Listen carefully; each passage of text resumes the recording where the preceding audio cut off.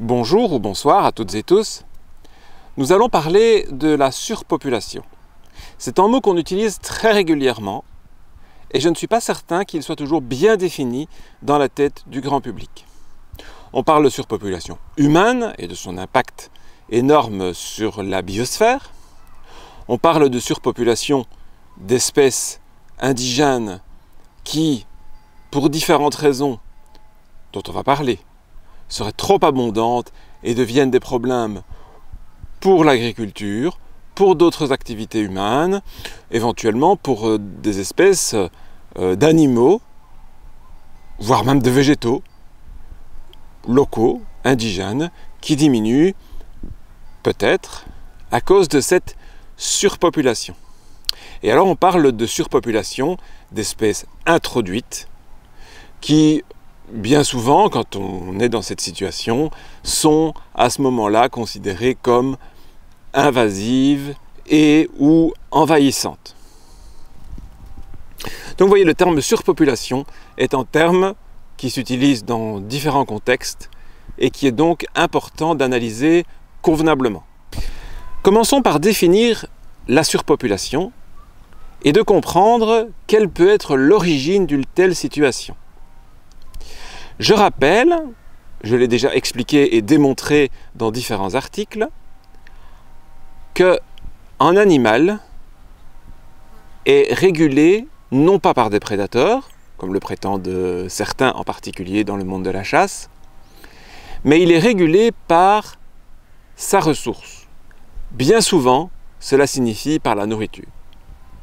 Alors, dans certains cas particuliers, il peut avoir un autre facteur limitant que la nourriture. Par exemple, chez les oiseaux, la possibilité de construire un nid.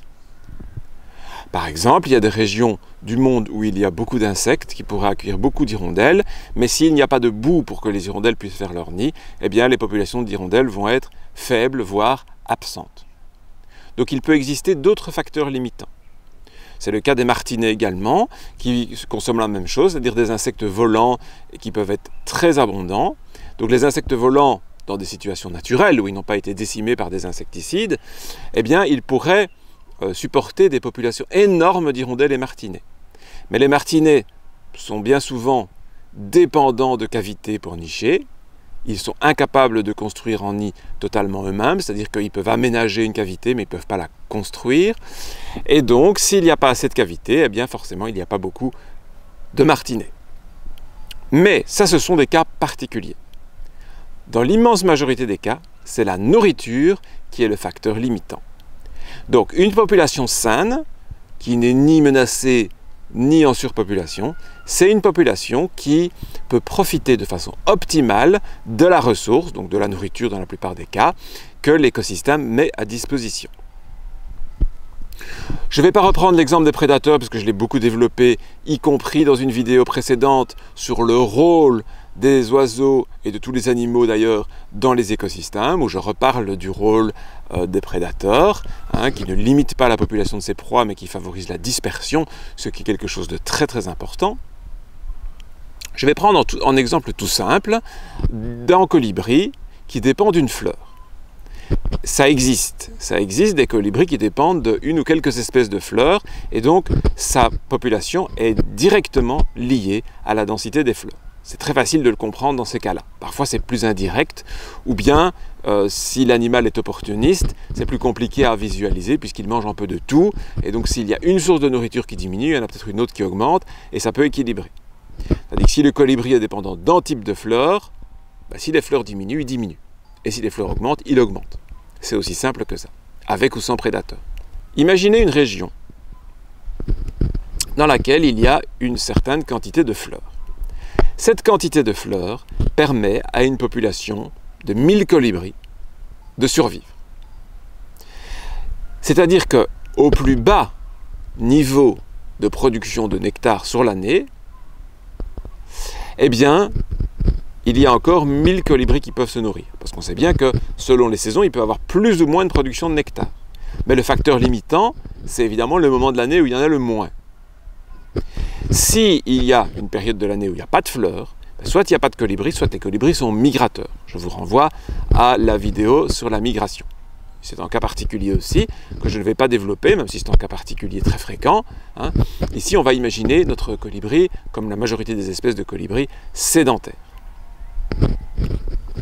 Eh bien, tant que les fleurs de la région permettent de nourrir 1000 colibris, il y aura 1000 colibris, d'accord? Alors, bien sûr, dans le courant de l'année, au moment de la reproduction, quand les jeunes sortent du nid, il y en a un petit peu plus. Et puis, il va y avoir une grosse mortalité chez les jeunes, comme toujours chez tous les oiseaux. Et puis, au plus bas de l'hiver, quand il y a moins de fleurs, ou de la saison sèche, etc., selon les régions, eh bien, on va redescendre à 1000, quel que soit ce qui s'est passé avant. Qu'il y ait eu beaucoup de mortalité liée à la prédation ou non, qu'il y ait eu plus ou moins de conflits pour les fleurs, etc. Le résultat, c'est que si, au plus bas de l'année, il y a de quoi nourrir 1000 colibris, eh bien, il y aura 1000 colibris. Bon. Alors, comment est-ce qu'il pourrait y avoir une surpopulation? Eh bien, naturellement, il ne peut pas avoir de surpopulation, sauf accident. Alors, un accident, c'est très simple. Une partie de la région peut brûler. Il fait très sec, il y a un départ de feu, il y a des départs de feu naturels, hein, c'est une minorité dans l'actualité d'aujourd'hui, mais ça existe quand même. Il peut avoir une éruption volcanique, il peut avoir un hiver très très rude qui décime une partie des plantes, etc. Enfin, il y a plein de possibilités naturelles, même si elles sont peu fréquentes, qui feraient que voilà, une année particulière, alors que d'habitude il y a de quoi nourrir 1000 colibris, eh bien cette année il n'y en a que 500. Il y a des fleurs seulement pour 500 colibris. Mais les colibris, eux, ils sont toujours 1000.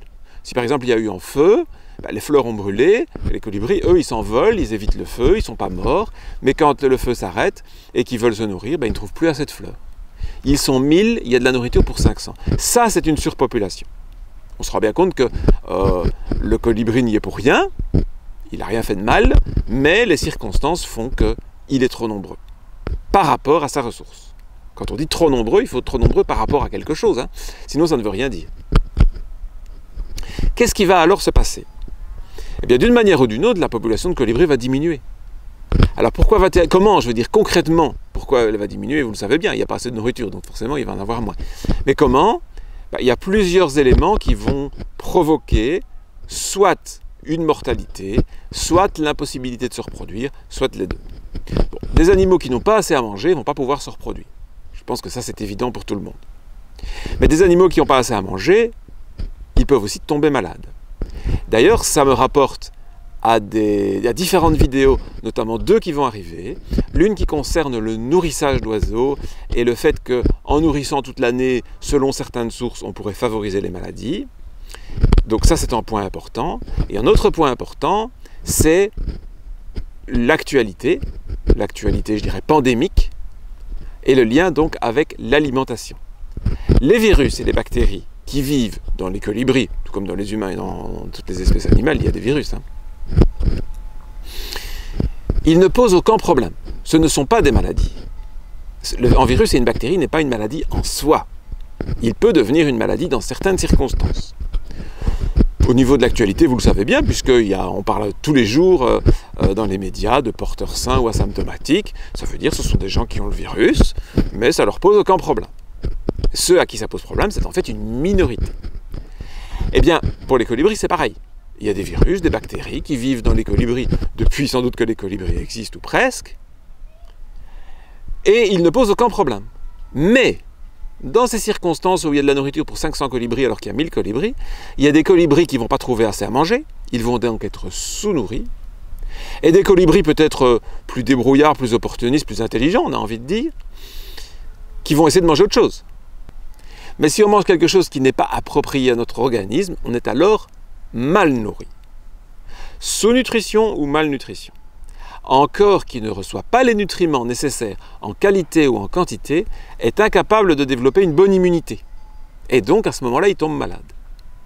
Donc c'est bien dans ce cas-là, l'immunité affaiblie pour des circonstances extérieures, l'absence de nourriture suffisante, qui provoque la maladie, dans laquelle un virus ou une bactérie ou plusieurs sont alors impliqués. D'accord? Le mécanisme peut paraître cruel pour les pauvres individus qui ont déjà du mal à trouver à manger, puis en plus qui se tapent un virus ou une autre infection, mais pour les écosystèmes, c'est vachement bien. Dès le moment où une partie des individus est sous-nourrie, ils meurent de maladie, et donc ils deviennent moins nombreux très vite, et en étant moins nombreux, rapidement la population atteint un niveau optimale par rapport à la nourriture disponible. Et la catastrophe est finie. Donc en réalité, grâce aux virus et aux bactéries, la population qui s'effondre automatiquement puisqu'il n'y a pas assez de nourriture, va s'effondrer de façon moins dramatique. Quand il y a comme ça un changement de population, il y a souvent une baisse et puis il y a une remontée, ça oscille. Mais l'oscillation va être adoucie par la présence des virus et bactéries. C'est d'ailleurs la même chose avec les prédateurs. J'ai toujours dit que les prédateurs ne régulaient pas les densités de leurs proies, ça c'est une réalité, mais ça n'empêche pas que ça adoucit les courbes. D'accord? Donc il y a en effet d'adoucissement des courbes, qui est favorable à l'écosystème comme à toutes les populations animales concernées. Bien, donc on comprend un petit peu le rôle des virus et des bactéries dans ce cas-ci, mais surtout on se comprend qu'en état de surpopulation dans la nature ne peut jamais perdurer. Il dure le temps de l'accident, il y a eu l'accident, il faut le temps que certains individus soit meurent, soit n'arrivent pas à se reproduire, parce que alors, s'ils n'arrivent pas à se reproduire, ils vont finir par mourir de toute façon, sans se reproduire, et donc forcément la population va diminuer, soit ils vont être terrassés par un virus ou une bactérie, parce qu'ils n'arrivent pas à développer leur immunité dans un état de sous- ou de malnutrition. Bon. On pourrait recommencer avec n'importe quoi. Les frugivores, les prédateurs, les granivores, les insectivores, tout ce que vous voulez. S'il n'y a pas assez de graines pour 1000 granivores et qu'il y en a pour 500, il y aura 500 granivores. S'il n'y a pas assez de fruits pour 10 000 frugivores, mais qu'il y en a pour 4000, il y aura 4000 frugivores. Enfin voilà, c'est toujours la même chose. Les insectes sont très très abondants. Dans le cas des oiseaux insectivores, les insectes ne sont pas toujours le facteur limitant. Comme j'ai dit, ça peut être une histoire de nid, une histoire de concurrence territoriale, etc. Il peut y avoir d'autres éléments. Mais bien souvent, c'est la nourriture qui est le facteur limitant principal. Et la surpopulation n'arrive justement que lorsque les populations sont supérieures à ce que l'écosystème peut nourrir. Vous allez me dire, mais alors il n'y a jamais de surpopulation. Ah ben si, artificiellement. L'humain est responsable de nombre de surpopulations. Et comment fait-il? C'est facile à comprendre. Hein. Imaginez une prairie naturelle, qui n'a que des herbivores. Selon là où vous êtes, ça peut être des gazelles, des antilopes, des chevreuils, des cerfs, des daims, voilà. N'importe quels herbivores. Je peux reprendre mes mêmes chiffres fictifs. Hein. Si j'ai 1000 herbivores sur un certain nombre d'hectares de prairie,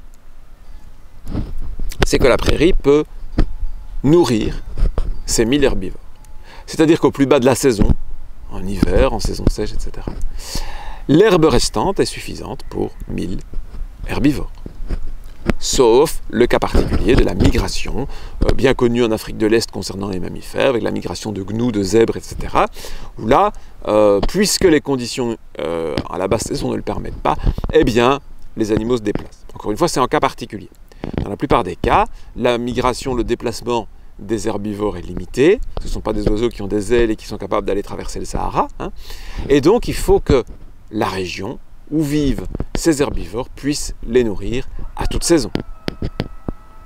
Donc dans les régions où il y a des hivers rigoureux, il y a forcément une limitation des densités d'herbivores parce qu'ils ne pourraient pas passer l'hiver s'ils étaient plus nombreux.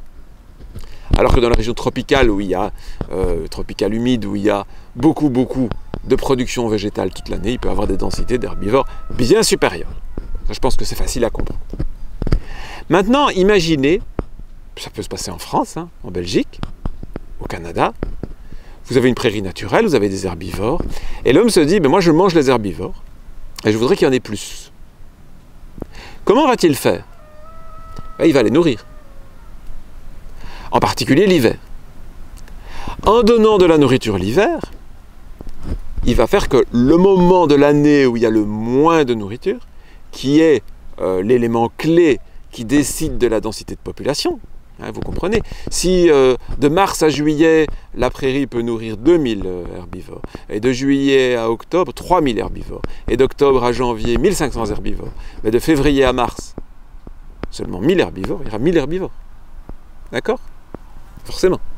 Parce qu'ils ne peuvent pas tenir 2 mois sans manger. Mais si en février et en mars, quand théoriquement l'écosystème ne peut nourrir que 1000 herbivores, les humains donnent de la nourriture en abondance, À quel niveau va se trouver la population? Au niveau minimal en dehors de cette période. Par exemple, si j'avais dit d'octobre à janvier 1500, la population va passer à 1500. J'insiste que ça ne change rien qu'il y ait des prédateurs ou pas. Si le minimum de l'année en termes de nourriture, c'est 1500, il y aura 1500. D'accord? Enfin, ou 1498, je veux dire, on ne va pas chipoter pour un ou deux, mais le niveau de population est typiquement en adéquation avec la nourriture disponible. Alors, c'est ici que c'est intéressant, parce que, en quelque sorte, est-ce qu'il y a vraiment une surpopulation? C'est discutable. C'est discutable puisque on dit qu'une surpopulation, c'est quand la population est supérieure à la nourriture disponible. Là, elle n'est pas supérieure à la nourriture disponible. Le problème n'est pas que l'animal est trop nombreux par rapport à la nourriture. Il est parfaitement adapté à la nourriture. Le problème, c'est qu'il y a trop de nourriture. D'accord? Bon, artificiellement. Mais par rapport à ce que l'écosystème produit, alors oui, il est en surpopulation. Parce que la nourriture qu'apporte l'humain n'est pas produite par l'écosystème local. Et d'ailleurs, ça souligne un problème très important, j'en parle dans divers documents, articles et vidéos, concernant la production et la consommation de produits carnés. Si on s'en tient à ce que produit l'écosystème local, on ne peut pas nourrir les humains avec de la nourriture carnée ou de façon tout à fait anecdotique. Je l'ai calculé dans une vidéo où je montre que concrètement, si les Européens voulaient manger des animaux sauvages ou leurs produits comme des œufs par exemple, eh bien, ils pourraient peut-être manger 1 ou 2 fois par an un repas avec de la viande ou d'autres produits carnés. J'excluais dans ma démonstration les poissons. Je n'ai pas de chiffres pour faire une telle démonstration, mais on voit bien que les océans se vident, donc le problème est certainement semblable. La seule manière de pouvoir nourrir les humains avec des produits carnés, c'est d'apporter de la nourriture, et donc de créer de la surpopulation, volontairement. Mais cette nourriture, elle doit forcément être importée. Parce que si vous en tenez à l'écosystème local, et que vous transformez une partie du terrain en un champ de fourrage pour le bétail, cette partie-là, elle ne peut pas être utilisée justement par les animaux. Donc, vous ne produisez rien de plus. Vous changez le type de production, mais vous ne produisez rien de plus. Si le sol produit une certaine quantité de nourriture, que vous séparez en 2 morceaux, en disant une partie ça va être pour le fourrage et une partie c'est pour les animaux, la quantité d'animaux qui pourra se balader dans la région va être divisée par 2. Alors d'accord, vous allez augmenter les densités grâce à la nourriture, mais vous avez diminué la surface disponible. Donc l'un dans l'autre, vous n'avez pas apporté grand-chose, voire le bilan est négatif.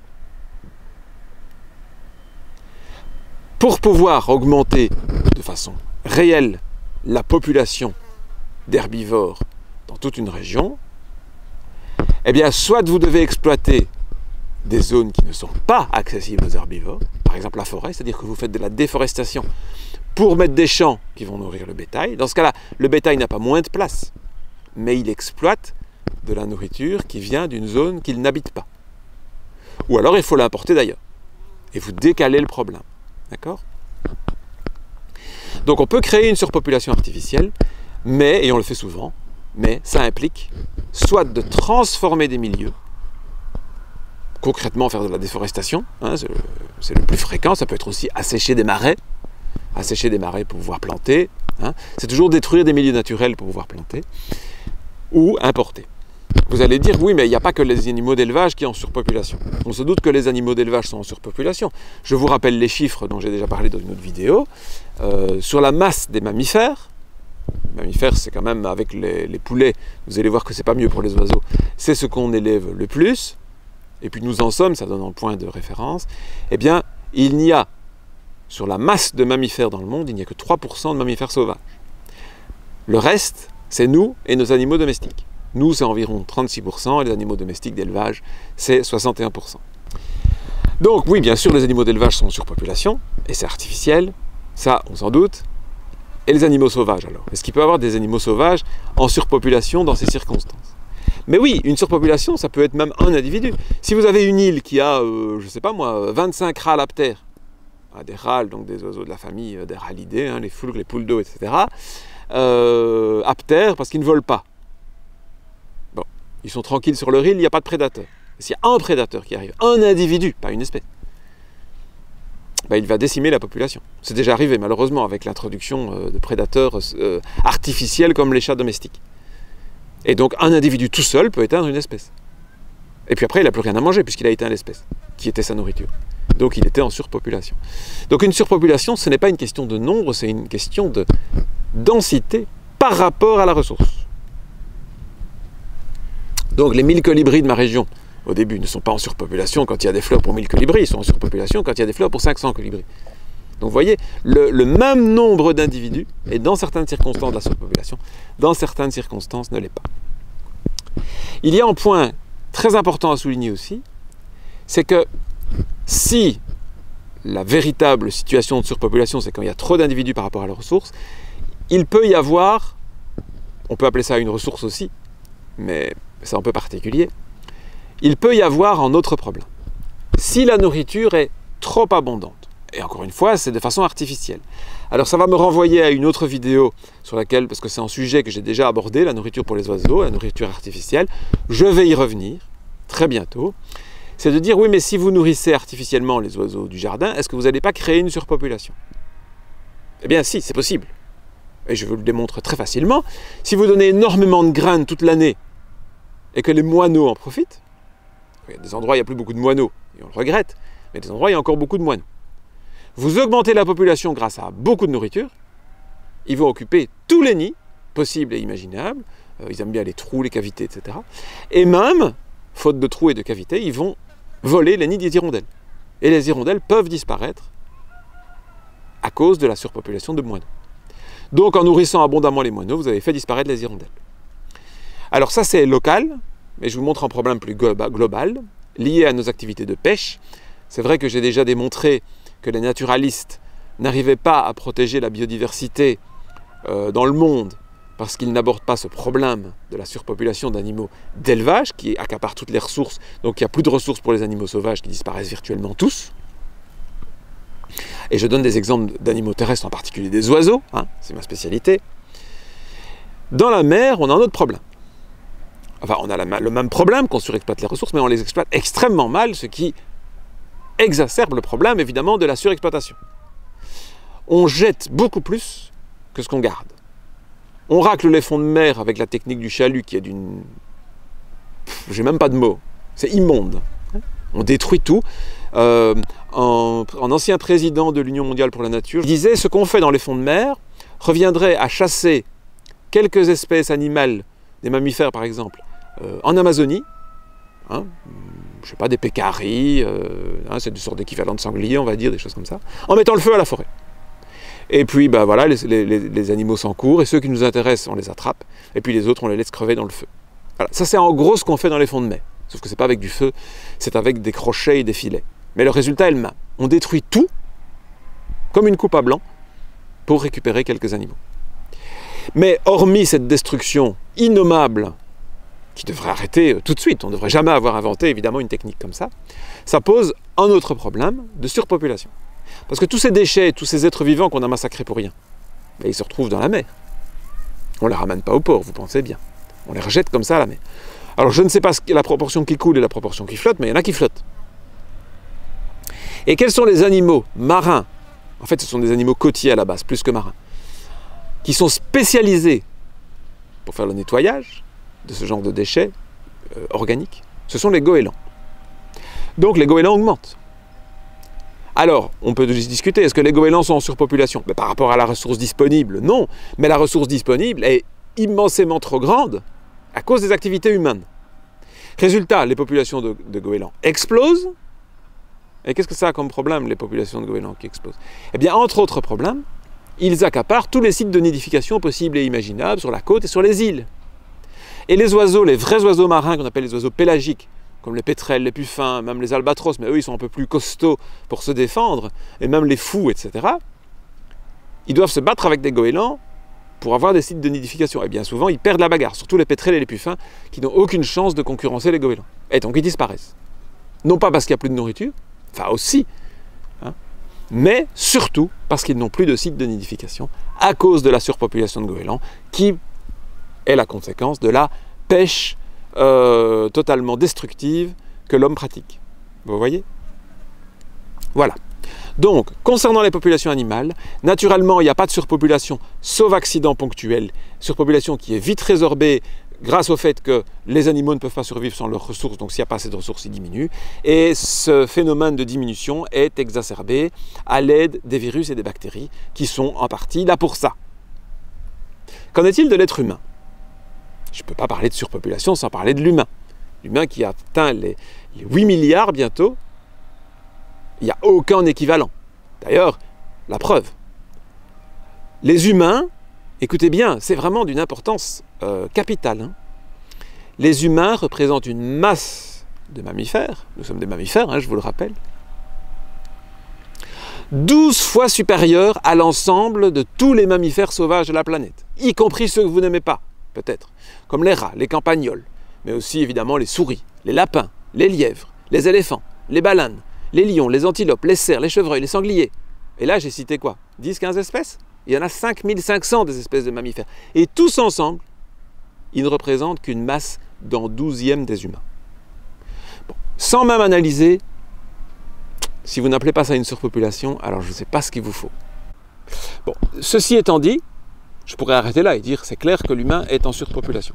Concernant la définition que j'ai donnée au départ, c'est-à-dire qu'on est plus nombreux que la nourriture disponible, que la ressource disponible, eh bien, il est indéniable que, selon notre mode de vie actuel, nous sommes en surpopulation, puisqu'on épuise les ressources que la planète produit en un an en quelques mois, 6-7 mois là. Avec le confinement, ça ralentit un petit peu le processus, et cette année, on est plus ou moins à 8 mois. Enfin, exploiter plus que ce que la planète produit en un an, si ça, c'est pas de la surpopulation, je ne sais pas ce qu'il vous faut. Alors, concernant les solutions, c'est tout de suite plus compliqué, et c'est la raison pour laquelle j'en parle relativement peu. On m'a reproché dans la vidéo précédente sur le véganisme de dire que je présente le véganisme comme une condition sine qua non pour résoudre les problèmes. Je confirme, je n'ai pas dit que c'était la seule. Limiter la population, arrêter de l'augmenter et même la diminuer, fait aussi partie des conditions essentielles. Alors pourquoi je ne le dis pas? Parce que ça me semble évident. Il me semble que plus aucun écologiste de la planète ne nie ce problème. Ou si peu. Bon, on trouve toujours des exceptions en tout. Hein. Mais aussi parce que c'est très délicat. Qu'est-ce que je peux proposer? La politique de l'enfant unique en Chine n'a pas été la panacée. La politique de rembourser et sponsoriser, hein, en donnant des dédommagements à tout homme qui pratique la vasectomie en Inde, dans certains États. Je ne vois pas trop de résultats. Est-ce que j'ai une solution miracle? Non. Non, l'éducation. Que volontairement, les gens fassent moins ou plus d'enfants. Je ne vois pas d'autre solution. Je peux me tromper, et je suis à votre écoute, hein, si vous avez des propositions honnêtes. Par contre, on pourrait commencer par ne plus permettre à des couples stériles, qui soient stériles par un problème de maladie ou parce que ce sont des couples homosexuels, d'avoir artificiellement des enfants grâce à une assistance médicale. On devrait arrêter tout ça. On devrait arrêter d'encourager les naissances avec une politique d'allocation familiale qui encourage les gens à avoir des enfants pour des raisons financières. On devrait évidemment faire le contraire.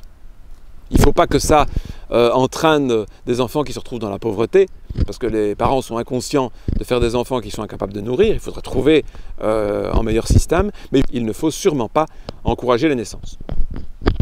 Après, moi, je vous dis, je n'ai pas de solution miracle. J'encourage les gens autour de moi à ne pas avoir d'enfants, et j'avoue que ceux qui en ont, j'ai du mal de leur être agréable. Je ne vais certainement pas les féliciter en tout cas, et je leur dis plutôt que la solution de ne pas en avoir, moi personnellement j'en ai pas parce que j'ai fait une vasectomie déjà il y a 20 ans. Ceux qui disent que je ne suis pas conscient de la surpopulation alors que j'ai pris cette décision alors que j'avais 26 ans, je pense qu'ils sont très loin à côté de la plaque. Que dire d'autre? Bien sûr, espérons qu'il y ait une politique qui s'améliore, et une prise de conscience qui fait que la population cesse d'augmenter et se mette éventuellement à diminuer. Il faudra peut-être, pour ça, changer le système économique qui demande une croissance constante. Mais on sait que la croissance infinie dans un monde fini n'est pas possible. Donc il faudra changer de système. Ce sera d'ailleurs un sujet d'une prochaine vidéo, puisque nous sommes dans un effondrement qui va provoquer un changement de système de force. On peut encore le changer de gré, mais urgemment. ou alors ce sera de force. Ce sera l'effondrement. J'en reparlerai très rapidement avec comme point central, ou plutôt comme point de départ, comme fil conducteur, la pandémie. Je vous remercie de m'avoir écouté jusqu'au bout et je vous dis à bientôt.